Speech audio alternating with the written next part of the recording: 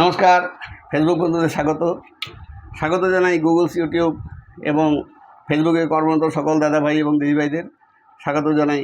Karaoke maker দাদাভাই এবং দিদিভাইদের আপনারা সকলে ভালো থাকুন। শুরু করছি হারিয়ে যাওয়া শিল্পীদের নিয়ে অনুষ্ঠান কথায় ও গানে তোমায় পড়েছে মনে। আজ যাকে ভীষণভাবে মনে পড়ছে তিনি কিংবদন্তি শিল্পী শ্রদ্ধেয় শ্রী সতীনাথ মুখোপাধ্যায়। আজকের দিনটিতেই 1923 সালে উনি লখনৌতেই জন্মগ্রহণ করেছিলেন। সেই হিসাবে ওনার 102তম জন্মবর্ষ। আর জন্মাবার পরপরই পিতা চাকরি সূত্রে হুগলির চুঁচুড়ায় চলে আসেন। এখানেই বড় হওয়া, গান বাজনা শেখা, লেখাপড়া সবই। যাই হোক, আমি ওনার সম্পর্কে আগে বিস্তারিত জানিয়েছি, একটুখানি শুধু ছোঁয়া দিয়ে যাই আর কি। তিনি একজন বিখ্যাত সঙ্গীত গুরু চিন্ময় লাহিড়ীর কাছে সঙ্গীত শিক্ষা করেছিলেন, মানে শাস্ত্রীয় সঙ্গীত, ভজন, গজল প্রভৃতি। কিন্তু তিনি যেহেতু বাংলা আধুনিক গানে নিবেদিত প্রাণ ছিলেন, তাই তিনি পুরোপুরিভাবে এই দিকটাতেই চলে আসেন। কলকাতায় এজি বেঙ্গল অফিসে চাকরি নিয়েছিলেন। কলকাতায় এমএ ক্লাসে ভর্তিও হয়েছিলেন, মানে হুগলি থেকে বিএ পাস করার পর এমএতে ভর্তি হয়েছিলেন কলকাতায়, কিন্তু পড়াশোনা কমপ্লিট হয়নি, কারণ তার সঙ্গীতের প্রতি অত্যন্ত অনুরাগের জন্যই এটা সম্ভব হয়নি। তারপর তিনি 1948 সালে আকাশবাণীতেও যোগ দিয়েছিলেন। যাই হোক, উনি একজন বিখ্যাত সুরকারও ছিলেন এবং ওনার সুরে অনেকেই গান গেয়ে কিন্তু সমৃদ্ধ হয়েছেন। সেই গানগুলো কিন্তু এখন কালজয়ী গান হয়ে আছে, যেমন লতাজির গাওয়া গান আকাশ প্রদীপ জ্বলে দূরের তারার প্রেমে চেয়ে, শ্যামলজির গানে সুর দিয়েছিলেন তুমি আর আমি শুধু জীবনের খেলাঘর, হাসি আর গানে ভরে তুলব, এই গানটি। আর রফি সাহেবের একটি গানে সুর দিয়েছিলেন, এবার তাহলে আমি যাই, সুখে থাকো ভালো থাকো, এই গানটি আপনাদের গত বছর শুনিয়েছিলাম। এই গানটি লিখেছিলেন মৃত্যুশয্যায় শুয়ে কিংবদন্তি কবি গৌরীপ্রসন্ন মজুমদার। যাই হোক, আমি একটু অন্য প্রসঙ্গে যাচ্ছি, কারণ আপনারা হয়তো জানেন যে তিনি উৎপলা সেনকে বিয়ে করেছিলেন। ওনাদের অনেক ডুয়েট গানও রয়েছে। উনি একজন বিখ্যাত গায়িকা ছিলেন। কিন্তু ঘটনা হলো যে এর পিছনে তো একটি গল্প আছে। উৎপলা সেন ওই আচার্য সুধীরলাল চক্রবর্তীর কাছে গান শিখতেন। উনি শ্যামল মিত্র, নিতা সেন প্রমুখরা। যা সুধীরলালজির হঠাৎ অকাল প্রয়াণের জন্যই উৎপলা সেন পরবর্তীতে সতীনাথজির কাছে এসে তালিম নিতেন এবং আবার ছন্দপতন, উৎপলা সেনের প্রতিবিয়োগ হয় এবং তিনি শোকে দুঃখে পাথর হয়ে প্রথমে বাকরুদ্ধ হয়ে যান, পরে কোমায় চলে যান। ডাক্তাররা ব্যর্থ হয়। তখন সতীনাথজি উৎপলাজির কাছে যেতেন, তার মাথায় হাত বুলিয়ে দিতেন এবং বিভিন্ন মানে প্রেম, বিরহ, ভালোবাসার গানগুলো শোনাতেন। এইভাবে কিন্তু একটি মিরাকেল ঘটেই গিয়েছিল এবং শেষ পর্যন্ত কিন্তু উৎপলাজির চেতনা ফিরে আসে, তাদের মধ্যে একটি ভালোবাসার সম্পর্ক স্থাপিত হয় এবং দুই পরিবারের সম্মতিক্রমে তাদের মধ্যে কিন্তু বিয়ে সম্পন্ন হয়ে যায়। যাই হোক, যে সমস্ত গানগুলি সে সময় গেয়েছিলেন তার কিছু গান আমি এখানে লিখে রেখেছি। এই সমস্ত এর মধ্যে অনেক গানই সে সময় উনি গেয়েছিলেন। যেমন গত বছর আপনাদের একটি গান আমি শুনিয়েছিলাম গৌরী প্রসন্ন মজুমদারের কথা এবং নিজের সুরে, জীবনে যদি দ্বীপ জ্বালাতে নাহি পারো, সমাধি পরে মোর জেলে দিও। তার আগের বছর আপনাদের আমি শুনিয়েছিলাম শ্যামল গুপ্তজির বাণী এবং নিজের সুরে গাওয়া, আমি চলে গেলে পাষাণের বুকে লিখো না আমার নাম, বিদায়ের আগে শুধু গই মিনতি করে গেলাম, আমি চলে গেলে। একটু সব গান তো পুরোপুরি গাইতে পারছি না, অনেকগুলো গান উল্লেখ করছি, ওই জন্য একটু ঠেকা দেওয়ার জন্য তবলাটা নিয়ে বসেছি। যাই হোক, যেমন একটি তেওরা তালে একটি সুন্দর গান পুলকজির কথা এবং নিজের সুরে, মরমিয়া তুমি চলে গেলে, দরদি আমার কোথা পাবো, কারে আমি এ ব্যথা জানাবো, কারে আমি এ ব্যথা জানাবো। তারপরে গৌরীজির বাণী আর নিজের সুর একটি সুন্দর গান। জানি একদিন আমার জীবনী লেখা হবে, সে জীবনী লিখে রেখো তোমাদের গানের খাতায়। জানি একদিন,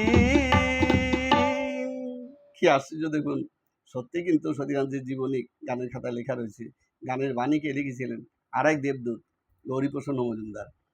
ওনারা তো বুঝতেন যে ভবিষ্যতে কি হতে পারে। হ্যাঁ, এনারা তো সবাই তো সঙ্গীতের স্বর্ণযুগের সব দেবদূত, যন্ত্রসঙ্গীত শিল্পীরা এবং কবি সুরকারেরা, গায়করা, গায়িকারা। হ্যাঁ, আর আসবে না এই সমস্ত দেবদূত।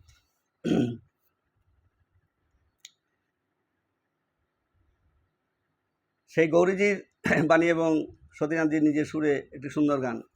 কত না হাজার ফুল ফোটে ভুবনেতে, আর কিছু ফুল দিয়ে গাঁথা হয় মালা, বাকি ফুল ফোটে অনাদরে ঝরে যেতে। কি অসাধারণ গান!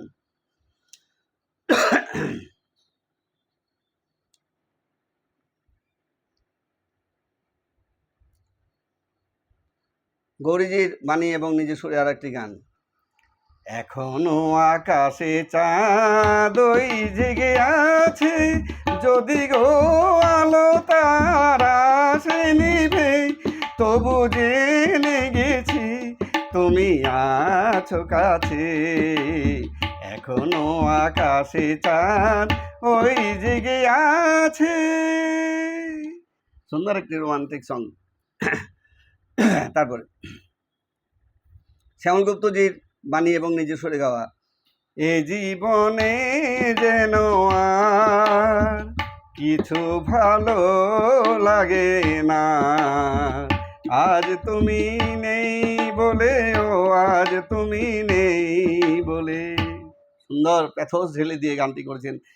ইউটিউবার দাদাভাইরা প্রচুর গান আপলোড করে দিয়েছেন। আপনারা একটু ইউটিউব খুললে সমস্ত গানগুলো পেয়ে যাবেন, যে গানগুলো আপনারা আগে শোনেননি।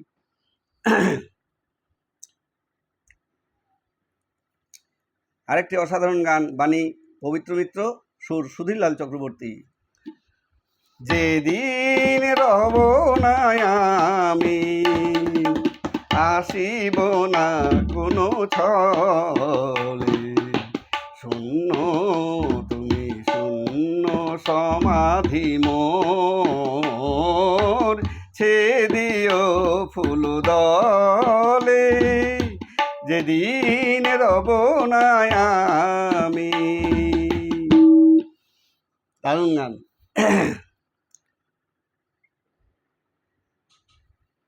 তারপরে আরো রোমান্টিক সং।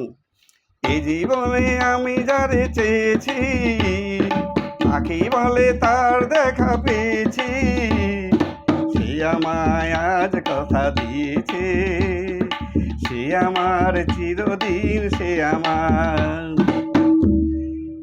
এই রোমান্টিক সংটির কথা লিখেছেন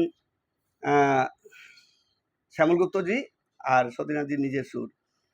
যেমন সুদিন দাশগুপ্তর কথাও সুরে গিয়েছিলেন। এলো বড় সাথে সহসা মনে তাই, রিমঝিম ঝিম রিমঝিম ঝিম গান গেয়ে যায়, রিমঝিম ঝিম রিমঝিম ঝিম গান গেয়ে যায়।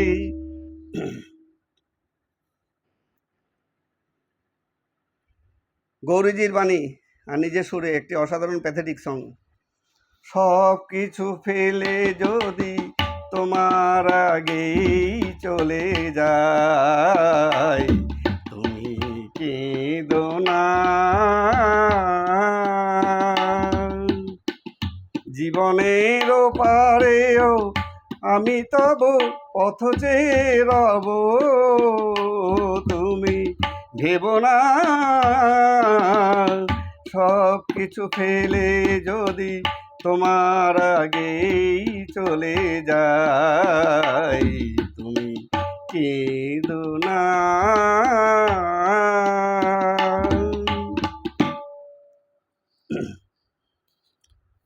তারপরে প্রচুর নজরুল গীতি গিয়েছেন তিনি। নজরুল গীতি তো অনেকেই নজরুল গীতি কে সমৃদ্ধ করেছেন, জনপ্রিয় করেছেন। তার মধ্যে মানবজির কথা বলতে হয়, ফিরোজা বেগম, ওনারা অনেকেই রয়েছেন, প্রচুর শিল্পী রয়েছেন, তারা নজরুল গীতিকে কিন্তু জনপ্রিয় করেছেন। সতীনাথ জিও কিন্তু তাদের মধ্যে একজন। সঙ্গীতের স্বর্ণযুগে কিন্তু এদের একসঙ্গে আবির্ভাব হয়েছিল, আবার অতি দ্রুত তারা কিন্তু আমাদের কাছ থেকে চলেও গিয়েছিলেন। যাই হোক, এরকমই একটি গান যেমন তার গলাতে অতি বিখ্যাত হয়েছিল, তুমি সুন্দর তাই চেয়ে থাকি প্রিয় সে কি মোর অপরাধ। আপনারা শুনেছেন অনেক, এই গানটি কিন্তু তার গলাতেই বিখ্যাত হয়েছে। তারপর আর একটি গানের কথা, কাজী সাহেবের গান। কাজী সাহেবের ছোট্ট ছেলে বুলবুল, আপনারা হয়তো ঘটনাটি জানেন যে গুটি বসন্তে আক্রান্ত হয়ে 4 বছর বয়সে মারা গিয়েছিল। তা বুলবুল কিন্তু খুব ছোট থাকতেই কিন্তু অসাধারণ প্রতিভা নিয়ে জন্মেছিল। ওর যখন বয়স 2.5 বছর 3 বছরের মতো, তখন কিন্তু কাজী সাহেব ওকে একটি গজল শিখিয়েছিলেন, এবং সেই গজল কিন্তু খুব সুন্দর, একদম নিখুঁত গাইতে পারতেন, এবং কথাটি কিন্তু রবীন্দ্রনাথের কানেও পৌঁছে গিয়েছিল, এবং বুলবুলকে কিন্তু যত্ন নিতে বলেছিলেন কাজী সাহেবকে। যাই হোক, ওই ফয়েজউদ্দিন খাঁ সাহেব বা অন্যান্য সঙ্গীত গুরুদের কাছে কাজী সাহেব গেলে কিন্তু ওই বুলবুলকে সঙ্গে নিয়ে যেতেন, এবং ও কিন্তু ওনাদের সব কথাগুলো কিন্তু একদম মনে রেখে দিতেন, এতই তার মেধা এবং স্মৃতিশক্তি ছিল। যাই হোক, ওই গুটি বসন্তে আক্রান্ত হয়ে বুলবুল চলে গেলে কাজী সাহেব খুব বিপদে পড়েন। তার তখন আর্থিক অবস্থা খুব খারাপ। সেই সময় তিনি ওর দাফন কাফন এবং গোর দেওয়ার জন্য যে সদের টাকার জন্য প্রয়োজন ছিল, কিন্তু সে টাকা তার কাছে ছিল না। তিনি বিভিন্ন লাইব্রেরিতে লোক পাঠালেন, কিন্তু কেউ তাকে টাকা দিল না। শুধু একমাত্র ডিএল লাইব্রেরি তাকে 35 টাকা পাঠিয়ে দিলেন। তারপর তিনি নিজে বিভিন্ন প্রকাশকের কাছে গেলেন, কিন্তু প্রায় সকলেই মুখ ফিরিয়ে নিলেন। এক প্রকাশক তো বললেন যে, কার ছেলে মেয়ে মারা গেছে আমি জেনে কী করব, আমি কবিতা পেলে তবেই আমি টাকা দিতে পারি। তখন কিন্তু বুকে পাথর চাপা দিয়ে কবি কিন্তু একটি কবিতা লিখেছিলেন ছোট্ট বুলবুলকে নিয়ে, এবং সেই কবিতায় পরবর্তীকালে তিনি সুর বসিয়ে দিয়েছিলেন, এবং সেটি কিন্তু সতীনাথজির গলায় অতি বিখ্যাত হয়েছে। সেই গানটি আপনাদের শোনাচ্ছি। ঘুমিয়ে গেছে শান্ত হয়ে আমার গানের বুলবুলি, ঘুমিয়ে গেছে শান্ত হয়ে আমার গানের বুলবুলি, করুণ চোখে চেয়ে আছে সাঁঝের ঝরা ফুলগুলি, আমার গানের বুলবুলি, ঘুমিয়ে গেছে শান্ত হয়ে আমার গানের বুলবুলি। পরবর্তী সময় আপনাদের পুরো গানটি শোনাবো কোনো এক সময়। যাই হোক, শ্রদ্ধেয় শিল্পীদের চরণে আমি শতকোটি প্রণাম জানাই। আপনারাও ওনাদেরকে শ্রদ্ধা নিবেদন করুন। আজ কথায় ও গানে তোমায় পড়ছে মনে এখানেই শেষ করছি। সকলে ভালো থাকুন। নমস্কার।